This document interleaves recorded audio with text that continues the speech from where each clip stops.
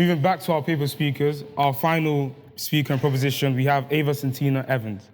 Ava-Santina is the political correspondent of PoliticsJOE and has been a lead producer at LBC. She's been a critical voice regarding many of the government's social and economic policies. Ava, the floor is yours.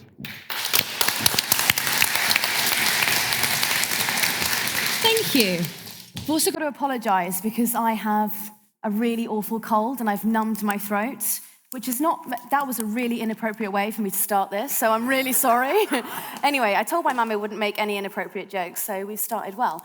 And to bore the speaker, you just made a point about housing, and I'm really sorry, but I would like to just come back to something Vince Cable was talking about earlier, and housing has come up a lot here. There was some research from Labour today that is astonishing. It said that a child born in 2023 has a 1 in 3 chance of owning a home before they're 50. And we talked about a lot of the reasons of why, some of you think that might be, some of you think that's an immigration problem. I don't have time for that today. But anyway, it's because the Tories aren't building enough housing. They missed their target last year by 20,000 homes, and some of the more generous assertions would say that they are actually in deficit of about 300,000 homes. So it's supply, not an increased demand. Anyway, we are here to talk about the right to inherit wealth. And as someone who has no plans to inherit wealth and is a political correspondent for a left-wing publication, I am going to shock you and tell you that I think hereditary wealth generates hereditary greed. And in no other field is this best explained than access to education and the pipeline from prep school to parliament that has produced most major figures in our government today. As I'm reading this, I am realising how unpopular this is going to be in this room. The greed that accompanies hereditary wealth is still working to disenfranchise the working classes by assuming that higher education should be the preserve of the wealthy. Around the turn of the 20th century, neither the Liberals nor the Conservatives showed much interest in expanding access to secondary or higher education. In fact, the aristocratic Conservatives actively discouraged universal provision, believing that hereditary claims to this privilege should not be infiltrated by the lower classes. In 1902, the Tories introduced the Education Act, which abolished elected school boards that had been supplying free or heavily subsidised secondary education to the children of miners, teachers, and other public servants. Even the Liberal Party, led by William Gladstone, believed that advanced education was best reserved for a small elite. And so when the Liberals won the 1906 general election, little was done to improve access to education for children whose parents could not afford it. Now, only by offering equal access to education can the working and squeezed middle classes be freed from the shackles of their material conditions. It was the trade unions that ignited change, and this very university was part of the radical new movement that sought to break the slip and slide from hereditary wealth into good education. In partnership with the workers' education movement, Cambridge University had begun offering classes to working class students in 1873. Though these were highly selective and were held away from the actual university. This offering did little to aid students in ascending the social ladder. In fact, arguably, they even impeded progression, as many found it impossible to return to their old jobs because they'd been blacklisted by employers post-education. And a very simple reading of this would be that educated people pose an economic threat to the aristocracy. Realising what soon could become a threat to the traditional Oxbridge system, a new institution was created, the Ruskin College, which came with a mission to provide educational opportunities to adults who were and are excluded and disadvantaged. This program was born out of a fear that widening educational access might require universities to broaden their small, shallow, and socially elite intake. And I'm really surprised you haven't intervened yet. I thought I was going to get more from you. I was ready. Okay. Anyway, and quite right. If you were someone looking to preserve your hereditary right to privilege, the ramifications of allowing working-class students into the country's most revered educational institutions might be considered disastrous. Look at what has happened in the century that followed. The universal provision of education has meant children of miners have become members of parliament. It means that the current Labour leader, the son of a toolmaker, could soon become Prime Minister of this country.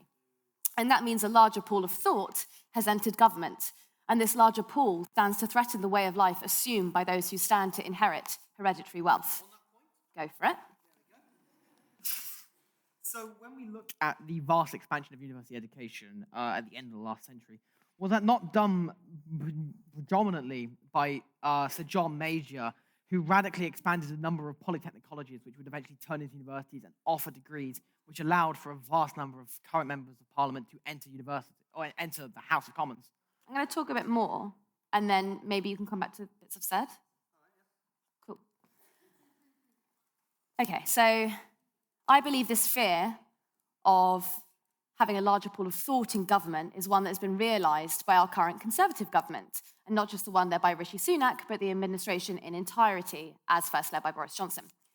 The gap between the number of rich and poor students attending university has widened to its largest in 12 years.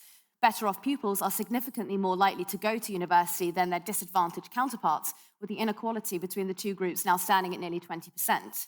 The achievement gap between rich and poor students in England is the same as it was 10 years ago, despite strenuous efforts to close it. And more students are falling into long-term poverty, raising doubts over whether they will ever catch up to their more affluent peers. Now, our current Universities Minister, Robert Halfon, believes Oxbridge is not the key to social justice. In his first speech upon appointment, he said the row regarding Oxbridge and private schools depressed him, and he wanted to see more students taking up apprenticeships.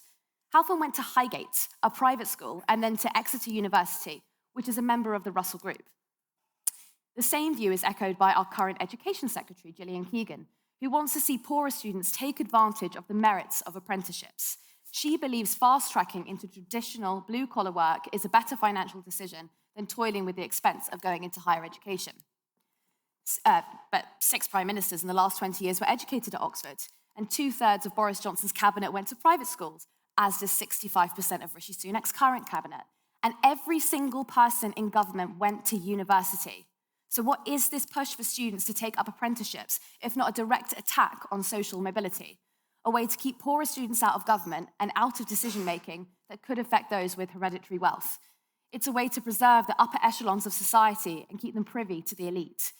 You often hear columnists lamenting the perils of a new system that discourages private school applications to Oxbridge. Only last week, I read in The Spectator about how a commitment to diversity was devaluing the university system. The old history of progress and promise, wrote Adrian Wooldridge, was replaced with oppression and guilt. And this conclusion was undoubtedly formulated from reading one of the hundreds of headlines over the past few years that tell readers private schools must accept they will get fewer students into Oxbridge. The purpose of these headlines seems obvious: to frighten their wealthy readership into believing their children are being harshly treated in favour of social engineering. Private school pupils have long had an unfair advantage in accessing top-tier universities, be that from a superior education or the availability of tutors who can advise and guide on the interview process. But it's those with hereditary lineage who have long held seats at the table and expect places to be provided when their ilk decide they would like to attend. You can't tell me that a pupil from Bolton who grew up in a household that's never attended university has the same access to this institution as one from a long line of alumni. Thank you. The fear from columnists is that the natural progression, so long assumed and even expected, could be cut off as social mobility continues. Luckily for them, we are regressing as a nation. For a moment there, the middle classes, the teachers, the office managers, the bank tellers, were acquiring property and wealth and making strides toward being able to provide for their children. But home ownership is in decline. I'm so sorry about this. Ownership is becoming concentrated. There are increasing numbers of people with 2 or more homes, renting the spare one out, a prevalent growth of inequality that will feed through to more inequality in the future as the middle lose out on those inheritances. Now, as the political and lobby correspondent for PoliticsJOE, I have spent the past year on picket lines, and it is farcical to me that postal workers were ridiculed in newspapers for being work-shy and greedy for asking for inflation-busting pay, while those at the top of the business, the shareholders, were paid dividends over the last 3 years, totaling over £900 million.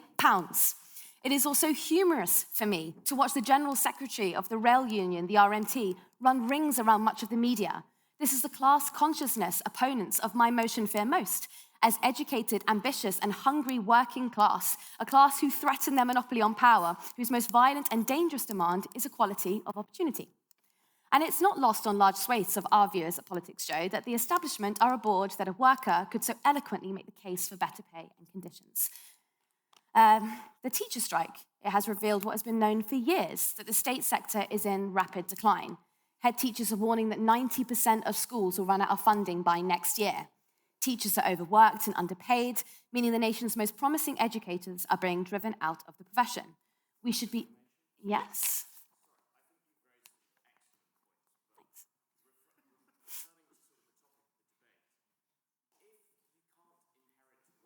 Thanks. Mm-hmm.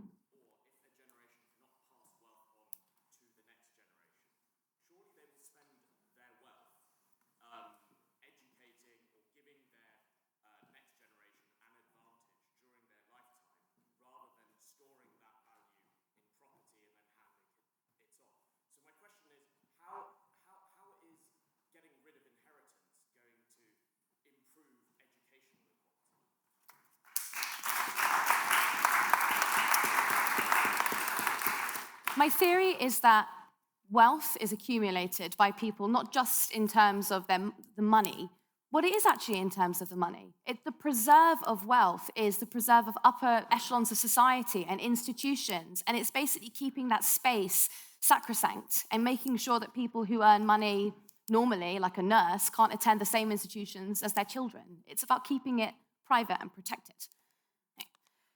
So, teachers and strikes, is that where I was? Right, we should be advocating for a better funded state sector. If we don't advocate for a better funded state sector, the benefits of secondary education will remain the preserve of the wealthy. People from lower socioeconomic backgrounds will take up apprenticeships and enter blue-collar work. The establishment pool will tighten, jobs in government and media will remain in the hands of a privileged few, and natural social order will be resumed. Hereditary wealth generates hereditary greed. The solution is to tax income less and tax wealth more. But any such solution will remain off the table so long as we keep government and policy institutions the conserve of the hereditary wealthy. Because why would anyone advocate for social progression if it stands to threaten their way of life? Thank you. Sorry, such a bad answer.